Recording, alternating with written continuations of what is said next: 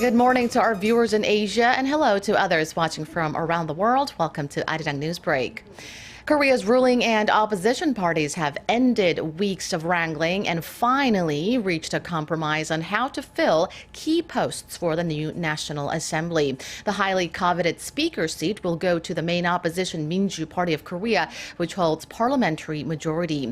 The chairman seats of major standing committees have been quite evenly allocated to each of the three political parties. Kim Young-gil starts us off. After months-long negotiations, the top three in-house political parties reached a compromise over who should take the prized National Assembly Speaker's seat. The Minju Party of Korea will take the Speaker's seat. The Saenuri Party and the People's Party will each take the two Vice Speaker seats. The three parties plan to hold a general meeting on Thursday to field candidates for their relative speaker positions. Once the candidates are settled, the three parties will hold a voting session to elect the speaker and the two vice speakers. The speaker's post is second in line after the president of the country and has the authority to introduce bills for a vote without first going through parliamentary committees under certain conditions.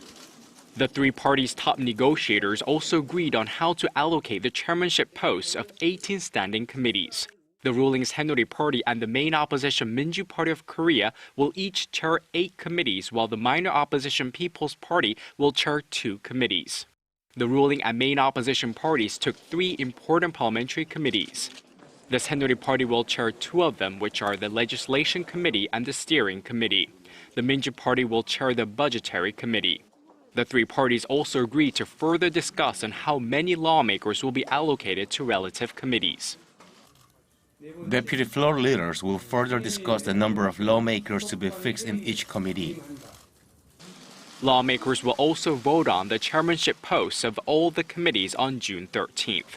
Kim Young-gil, ARIRANG News. North Korea will hold a meeting of its Supreme People's Assembly on June 29th to carry out follow-up measures to the Workers' Party Congress held in May. The Supreme People's Assembly is the highest branch of state power in North Korea that establishes basic principles for domestic and foreign policies. The meeting, coming after a month after the landmark Party Congress, is expected to carry out additional personnel reshuffles and lay out the details of North Korea's economic and nuclear development plan. There's speculation Kim Jong-un will change his current title as first chairman of the National Defense Committee. Kim was declared chairman of the Workers' Party of Korea during last month's Party Congress. It looks like China is keeping its words to cooperate in containing North Korea's nuclear ambitions. South Korea's top nuclear envoy says Beijing has made it clear to Pyongyang that it wants a nuclear-free Korean Peninsula. The revelation comes a matter of days after top officials from the UN and the U.S. warned that North Korea appears to have restarted its main nuclear plant. Park Jong-hong tells us more.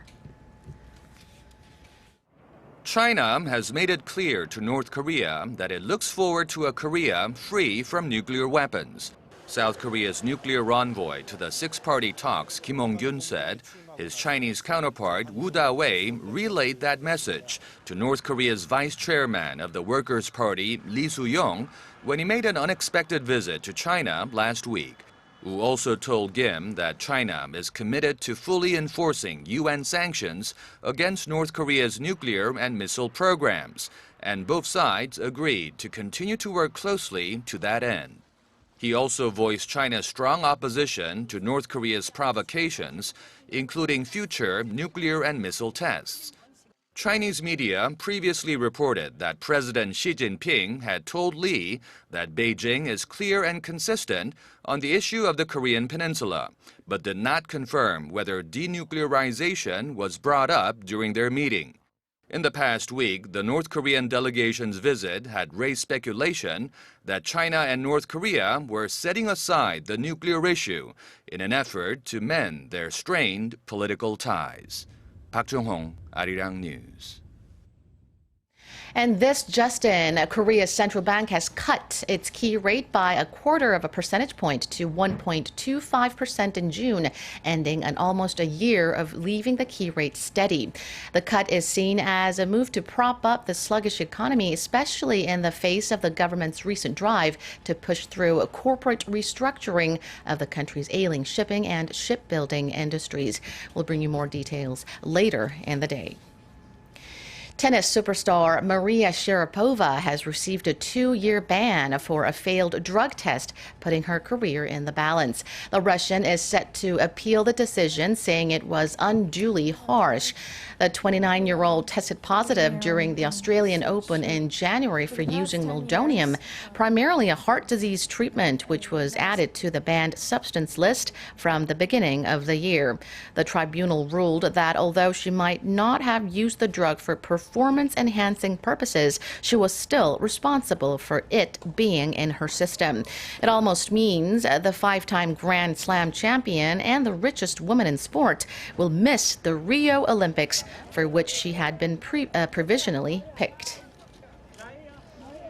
And that does it for now. I'll be back with more of the day's quick headlines at 3 p.m. Korea time. Thank you for watching and stick around.